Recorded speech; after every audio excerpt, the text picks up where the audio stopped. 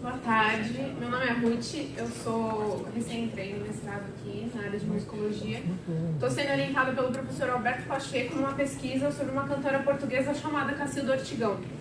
Ela foi muito importante, fez bastante turnês aqui no Brasil na década de 20 e a gente está tentando inseri-la nesse trânsito musical entre Portugal e Brasil no início do século, o que foi muito comum. Muitos deles vinham para cá, como Viana da Mota, Rui Coelho, e alguns daqui também iam para lá fazer turnê. O repertório que ela executou aqui no Brasil, e já começando a fazer algumas considerações sobre esse repertório.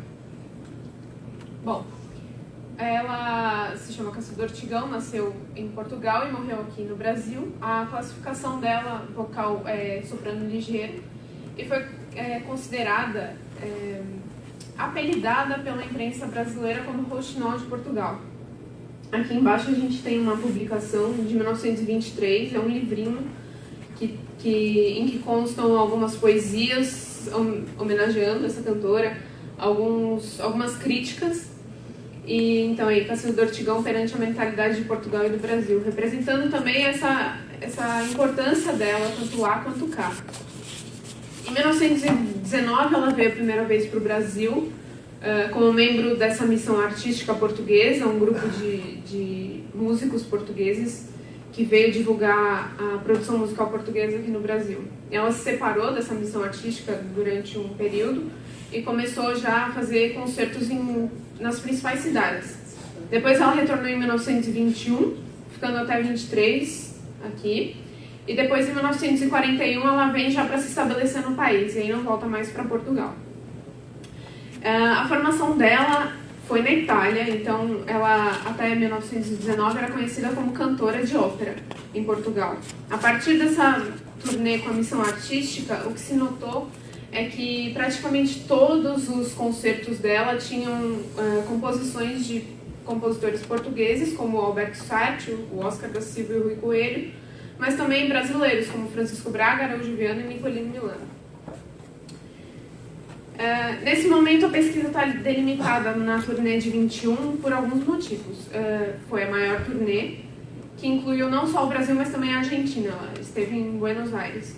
E até o momento é a turnê que a gente tem maior quantidade de fontes. Há também um acervo pessoal dessa cantora, que possui correspondências, fotografias, muitas partituras, e a gente até o momento não encontrou gravações dela, mesmo já estando aí no período de que gravação já estava em alta. Os objetivos nesse momento são basicamente averiguar quais foram essas canções executadas na turnê de 21 e começar a investigar e discutir as peculiaridades dela enquanto intérprete, mas também como divulgadora desse repertório específico. No momento, a gente não pode deixar de considerar as particularidades da cultura musical no período em que ela estava envolvida. Então, Goethe defende que todo indivíduo está inscrito em uma cultura, e nela qualquer ação é provida de significação. Assim, é possível que se entenda a cultura como um contexto, formado por sistemas entrelaçados de signos interpretáveis. É preciso, então, considerar esses significados estabelecidos no período, e então entender como é que é a prática vocal dela e as escolhas musicais como um sintoma do contexto.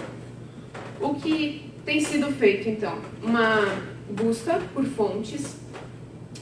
No momento são programas de concerto e notícias de jornais que veiculem esses concertos, e uma organização cronológica desse repertório. Então, é uma listagem mesmo, com as datas e os locais onde foram esses concertos.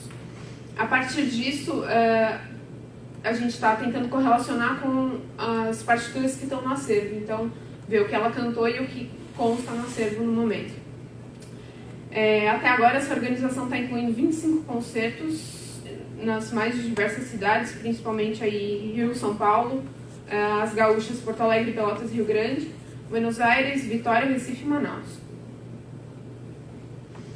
Então, o que a gente vem encontrando no sentido da produção mais tradicional, enfim, que ela estava mais vinculada a óperas, áreas da Lucia, da Dinorá, do Barbeiro de Sevilha, e isso vem demonstrando, enfim, a extensão vocal dela, a técnica necessária para a execução desse repertório.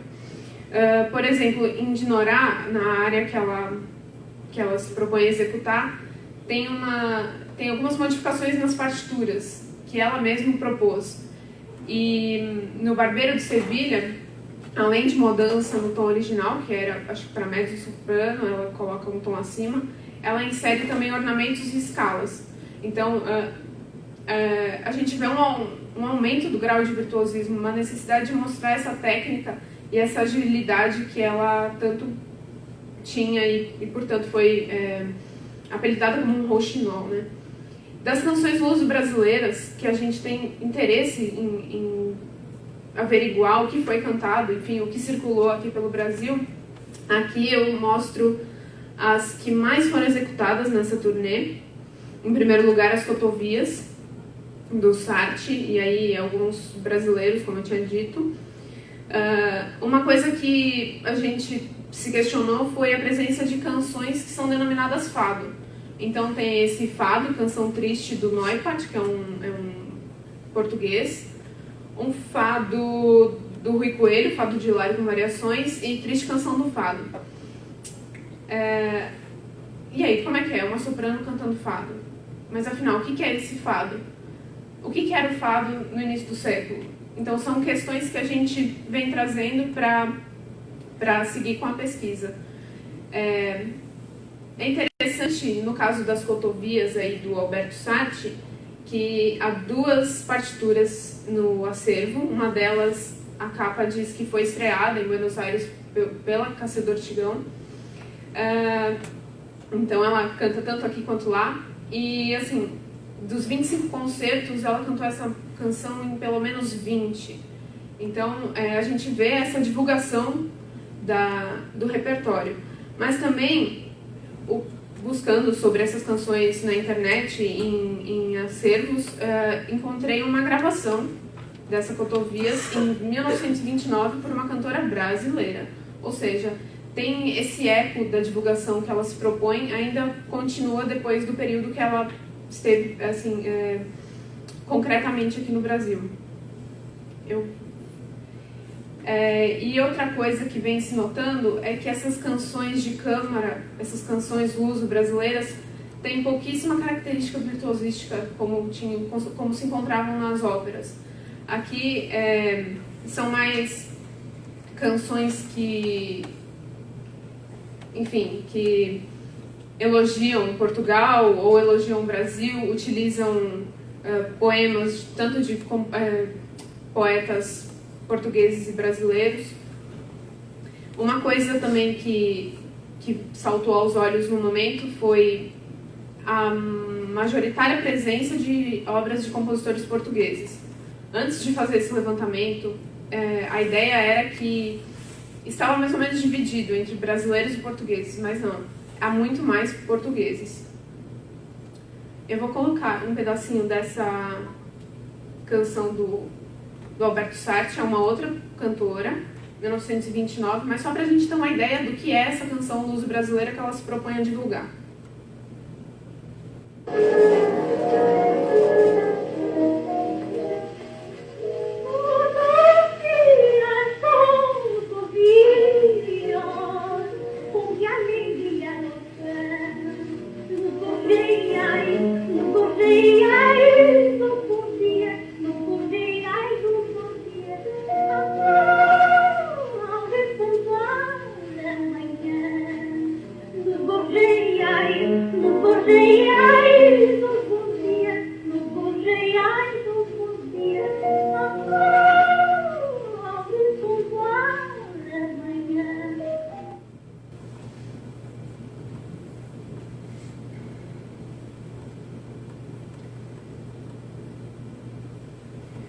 Assim, no momento são algumas conclusões parciais e indicações do que fazer na pesquisa daqui para frente.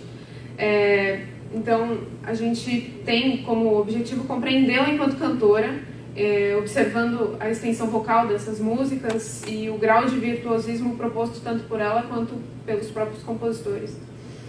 Também o levantamento dessas marcas pessoais que ela propõe nesse repertório e também encontrar particularidades dessa interpretação vocal da época. E, no mais, entendê-la enquanto divulgadora dessa produção musical luso-brasileira. É isso. Obrigada.